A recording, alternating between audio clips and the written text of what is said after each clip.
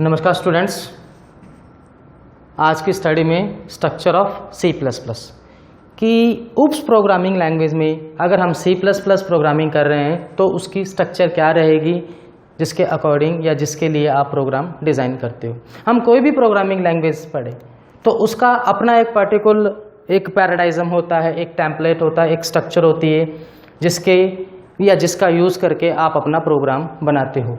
उसी तरह से C++ का भी अपना एक स्ट्रक्चर है और इसका यूज़ करके आप C++ का प्रोग्राम बनाते हो।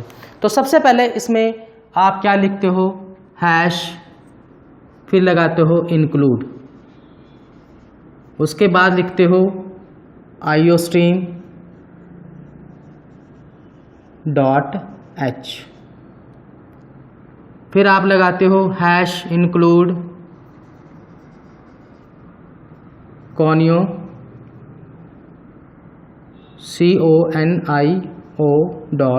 .h, उसके बाद आप अप्लाई करते हो मेन फंक्शन, उसके बाद ओपनिंग ब्रेसेस और ये लास्ट में क्लोजिंग ब्रेसेस। यहाँ लिखा जाता है डेटा टाइप, उसके बाद आता है आपका स्टेटमेंट, स्टेटमेंट के बाद आप लिखते हो गेट ch।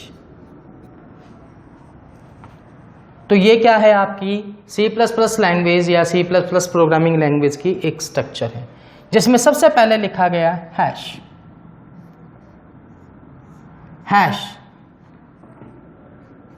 इसका जो नाम है वो है प्री प्रोसेसर। अब हमें पता है कि जो C++ प्रोग्रामिंग लैंग्वेज है वो कंपाइलर बेस्ड लैंग्वेज है, यानी जब आप इसका सोर्स कोड क्रिएट करते हो, सोर्स कोड क्रिएट करने के बाद आप इसके प्रोग्राम को सेव करोगे। सेव करने के लिए आप इसका फाइल नेम देते हो और .cpp एक्सटेंशन के रूप में लगाते हो। लगाने के बाद आप प्रोग्राम को कंपाइल करते हो, कंपाइलर कंपाइल करेगा। कंपाइलेशन के दौरान पूरे सोर्स कोड को इसकी लाइब्रेरी फाइल से मिलाया जाता है, यानी C++ लैंग्वेज एक पैकेट है, एक सॉफ्टवेयर बंडल है और उस बंडल के अंदर खूब सारे फंक्शंस, खूब सारे स्टेटमेंट्स, खूब सारी हेडर्स फाइल्स लिखी गई हैं। अगर उनका मैकेनिज्म उनसे डिफरेंट होता है तो कंपाइलेशन के दौरान वो एरर देगा। तो जब भी प्रोग्राम को कंपाइल किया जाएगा, कंपाइलेशन के दौरान एवरी कोड को मिलान किया जाएगा इसकी लाइब्रेरी फाइल से, और सबसे पहले जो लाइब्रेरी फाइल कॉल होती है वो होती है हेडर फाइल। अगर इनमें से किसी भी स्टेटमेंट में कोई मिसमैच रहता है, सिंटैक्स मैच नहीं होता, कोई सेमीकोलन की एरर रहती है, कोई ब्रेसेस की एरर रहती है, तो हमारा प्रोग्राम कंपाइल नहीं होता और एरर क्रिएट करता है। इसको दोबारा हम ठीक करते हैं, फिर रिकम्पाइल कराते हैं। अगर सक्सेसफुली कंपाइल हो जाता है इसका मतलब कोड सही लिखा हुआ है, देन आप इसका रिजल्ट करते हो। यहाँ पर जो हैश सिंबल है वो कंपाइलर को कॉल करने का काम करेगा, यानी पूरे के पूरे कोड को कंपाइल के लिए ऑर्डर करेगा और पूरा सोर्स कोड कंपाइलर द्वारा रीड किया जाएगा। यानी यहाँ पर हैश एक प्री प्रोसेसर सिंबल होता है जिसका काम होता है कंपाइलर को कॉल करना, यानी अपने आप में एक ये कंपाइलर है। हैश प्री प्रोसेसर यानी एक कंपाइलर है जो पूरे कोड को कंपाइलेशन के लिए रेडी करता है। उसके बाद लिखा गया है इंक्लूड। अब इंक्लूड क्या कहता है, इंक्लूड करना किसके साथ, हेडर फाइल के साथ। और इसमें कौन सी हेडर फाइल आपने यूज़ की है, iostream.h। io का मतलब होता है इनपुट, o का मतलब आउटपुट, और स्ट्रीम आपका एक यूनिफॉर्म है जिसके रूप में आप अपना प्रोग्राम डिज़ाइन करते हो, और डॉट सिंबल और h फॉर हेडर। यानी प्री प्रोसेसर इंक्लूड करता है iostream हेडर फाइल में जो सोर्स कोड क्रिया हुआ है। उसी तरह से हैश इंक्लूड conio.h क्या कहता है, कंसोल इनपुट आउटपुट हेडर, यानी console input output header files के साथ भी इंक्लूड करता है और पूरे प्रोसेस को चेकआउट करता है। अगर सही है देन कंपाइल एंड रिकम्पाइल करवाने की जरूरत नहीं होगी, दैट आपका आंसर। उसी तरह से यहाँ पर जो मेन लिखा गया है ये मेन फंक्शन है, ये आपका मेन फंक्शन है।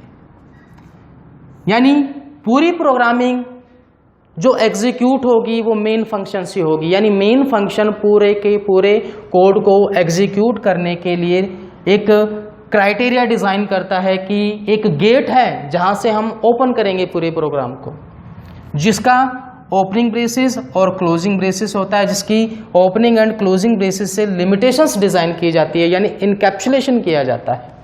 उसी तरह मेन के अंदर जो फर्स्ट पार्ट आता है डेटा टाइप, यानी सबसे पहला क्या डिक्लेयर किया जाएगा, डेटा टाइप डिक्लेयर किया जाएगा, जहां integer, character, float, double, identifier, C token, वो सारे के सारे यहां अप्लाई होंगे। सबसे पहले डेटा टाइप, उसके बाद जो अप्लाई होगा आपके स्टेटमेंट अप्लाई होंगे। स्टेटमेंट में आप सी आउट, सी इन या इसके फंक्शन जो क्लियर स्क्रीन लिखे हैं वो अप्लाई करोगे।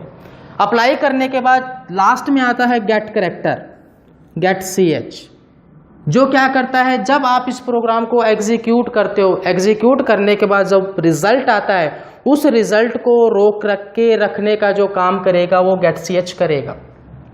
Gate C H function conio.h header file से बिलोंग करता है। यहां पर जितने भी डेटा टाइप हैं, जितने भी, उनका जब आप डिफाइन करते हो उनका जो कलर आएगा वो वाइट आएगा। जितने भी फंक्शंस हैं या उनके स्टेटमेंट्स हैं उनका कलर यहाँ जो आएगा वो ग्रीन आएगा। जितने भी सिंबल्स हैं उनका कलर आपका येलो आएगा। जैसे गेट सी एच में गेट सी एच का कलर आपका ग्रीन होगा और ब्रैकेट और सेमीकोलन का जो कलर होगा वो येलो होगा। यानी इसमें डिज़ाइनर ने क्या किया, एवरी कैरेक्टर को एक कलर मैकेनिज्म से सेट किया हुआ है, जिसके लिए उनको रिजर्व कर रखा है। यानी जब भी आप C++ लैंग्वेज का प्रोग्राम बनाओगे तो आपको इस स्ट्रक्चर को फॉलो करना होगा और आपका कोड इस स्ट्रक्चर में लिखा जाएगा। और इस स्ट्रक्चर में सेमीकोलन जो है यह मेन रोल या अहम रोल प्ले करता है, जिसका मतलब होता है स्टेटमेंट को टर्मिनेट करना। अगर कोई डेटा टाइप लिखोगे उसके बाद आपको सेमीकोलन लगाना पड़ेगा, अगर कोई स्टेटमेंट लिखोगे तो उसके बाद आपको सेमीकोलन लगाना पड़ेगा, अगर कोई फंक्शन आप यूज़ कर रहे हो तो उसके बाद भी आपको सेमीकोलन लगाना होगा। यानी अगर स्टेटमेंट स्टार्ट हुआ है तो एग्जिट कौन बताएगा, सेमीकोलन। ये सेमीकोलन कंपाइलर को ये डिज़ाइनिंग में देता है कि आपने अपना एक स्टेटमेंट लिखा है और उस स्टेटमेंट को आपने टर्मिनेट कर दिया है। तो C++ लैंग्वेज में इस स्ट्रक्चर का यूज़ करके आप C++ का कोई भी प्रोग्राम बना सकते हो। इसी में आप क्लास का यूज़ भी कर सकते हो और क्लास का जो ऑब्जेक्ट बनेगा वो मेन के अंदर ही बनेगा, जो आपके स्टेटमेंट्स में आते हैं। तो इस तरह से ये जो स्ट्रक्चर है आपकी C++ प्रोग्रामिंग की स्ट्रक्चर है। Thank you.